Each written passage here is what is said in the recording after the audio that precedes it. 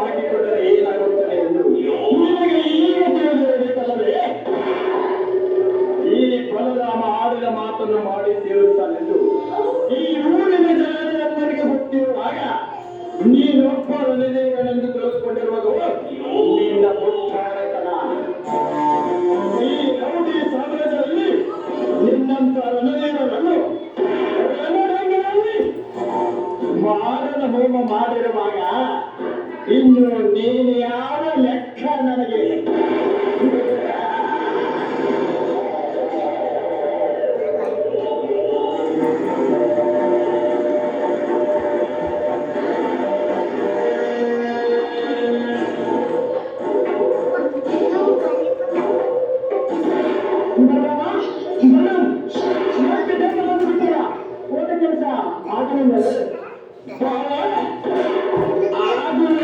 ಎನ್ನುವ ಮಾತು ಈ ಬಲರಾಮನ ಜಾತಕದಲ್ಲೇ ತಂದಿಲ್ಲವಲ್ಲ.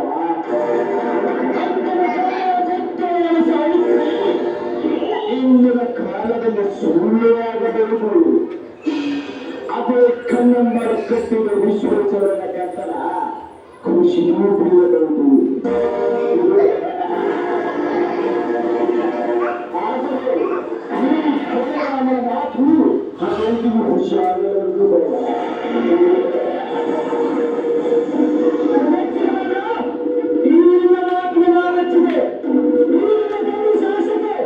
ನಾನು ನಿನಗೆ ಸಹಾಯ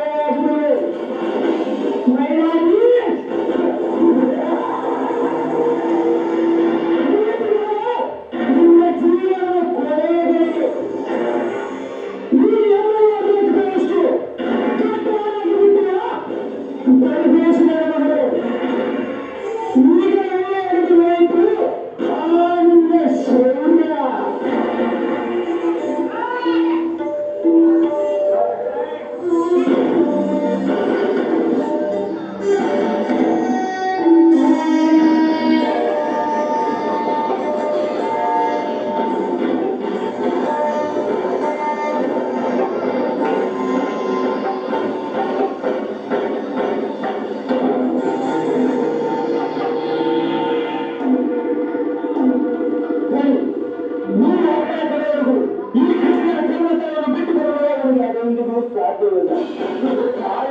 ಅಲ್ಲೇ ಕೊಡುತ್ತ ಬಿಟ್ಟಿದರೆ ಆ ಮಕ್ಕಳೇ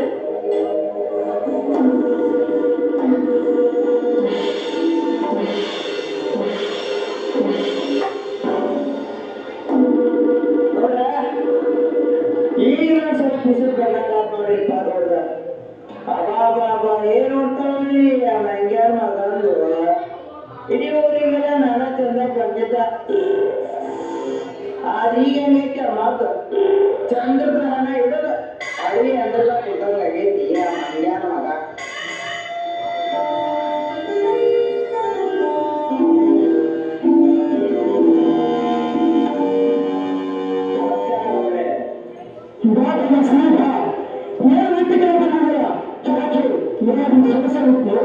ನೋಡ್ರೆ ಈ ಮಾತ್ರದಲ್ಲಿ ನ್ಯಾಯ ಸ್ವಲ್ಪ ಹಣ ಬೇಕಾಗಿತ್ತು, ಅದಕ್ಕೆ ಬಂದೆ ನೋಡಿ.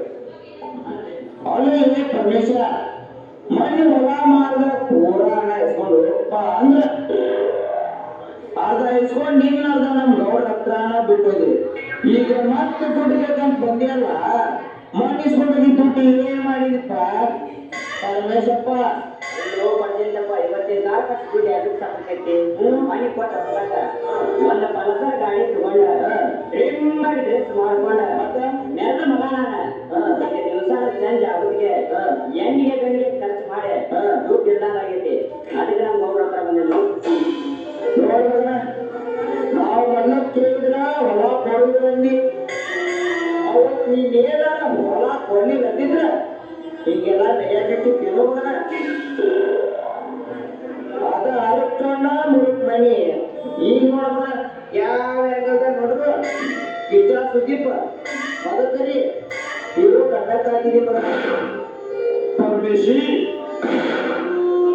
ಹೀಗೆ ನೀನು ರಾಜನಾಗಿ ಮೆರೆಯಬೇಕಾದರೆ ಈ ನಮ್ಮ ಗೌಡರನ್ನು ಯಾವತ್ತೂ ಮರೆಯಬೇಡ.